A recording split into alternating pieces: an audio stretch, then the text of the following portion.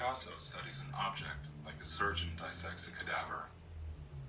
The most philosophical, the most abstract of all Cubist art critics was Maurice Reinart.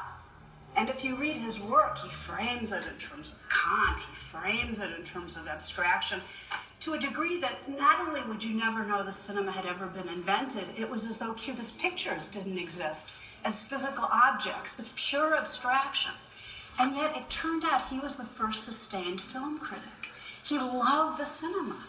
Now this at first was such a complete aberration because Cubism depended absolutely on a belief that you had to distance art from amazes, that you rejected nature, its tainted materialism, the fact that it was just a bourgeois, empty form of artistic practice.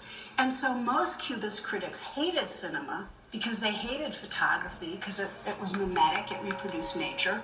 And so they were consistent, they were intellectually pure in this sense. But there were a few who allowed themselves to love cinema because the chasm seemed so profound. It was as though there was this sort of louche world that they could love. And then there was art with a capital A. They could go slumming with gusto in the cinema. And in fact, Reinart talks about how the cinemas were dark and people would be feeling each other up and smooching and drinking and smoking. And he talked about these raucous, raunchy disjunctions that are such kindred spirits to Cubism, but he obviously was completely oblivious that he was responding to a similar sensibility. And there's even more. I mean, the first extended discussion of cinema was by René de Gourmont, who was a great symbolist. And he talks about how he was responding to, in a split second, you could be in this country, in that country, and a second later you'd move from a desert to the ocean. And in the archetypal definition in 1912 by Glaise and Messenger, in effect, they characterized Cubism in cinematic terms and didn't realize it. So it's this really fascinating sense that within the culture, there were all kinds of convergences. And yet many people simply weren't aware because they were so programmed that there was this apocalyptic break between cinema and art with a capital A.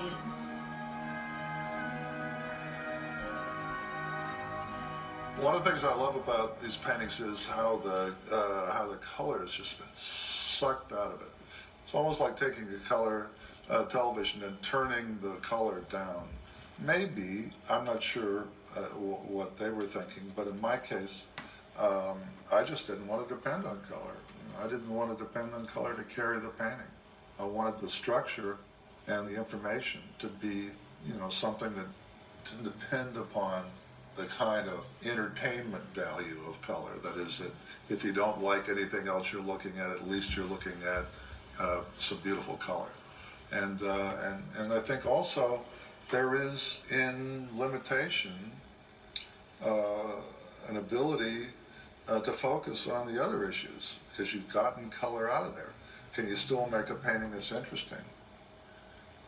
The thing that I recognized the most and felt a kind of personal urgency with was the extreme artificiality of Cubism.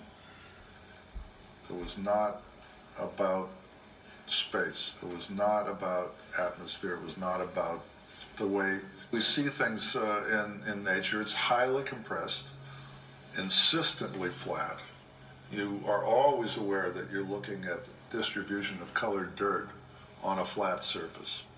And then emerging out of that in a fractured and totally unrealistic way, pieces of imagery that begin to coalesce in your mind. And that whole notion of making an image is something that I've been involved with in a different way. I want the viewer always to be aware of the fact that it is as artificial as it is real. And it's the tension between the artificiality and the reality that makes the difference.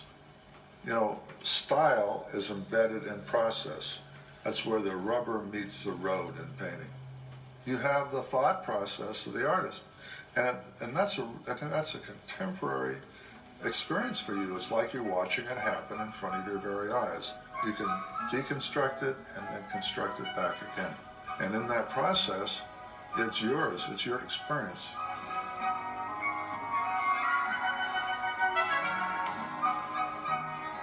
One of the things that it's extremely important to think about is not only the way that this new, modern, technological, constantly changing environment was something that Braque and Picasso were responding to, but that their paintings capture it. I'm not talking about a literal reproduction, but the fact that the paintings operate like films. If you look at them statically, I don't think they work. But if you look at them as progressing, as moving, as creating their own interplay between the various elements and facets, suddenly all that breaking up into individual elements and variations makes sense. Now, would they have done that if film had never existed? It's possible. But the important thing is film did exist, and film was something that they were seizing upon as both something they could learn from and, to put it bluntly, something they could teach something to.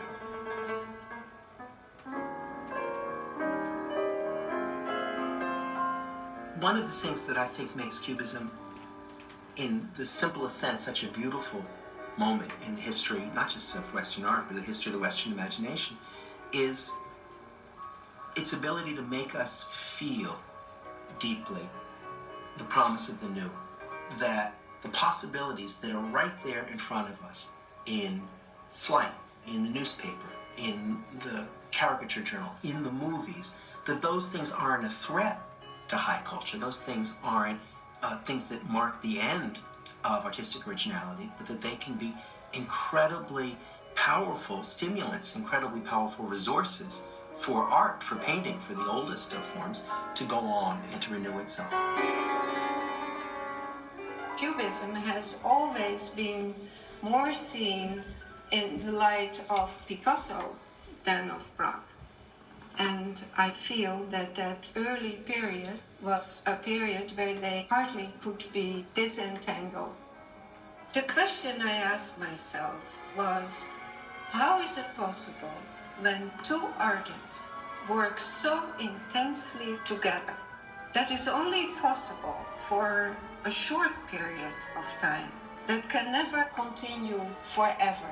And I know it because I work together with Claes Oldenburg, and we have moments where it is very hard for us to work together. There is a will to do it, but there's something else.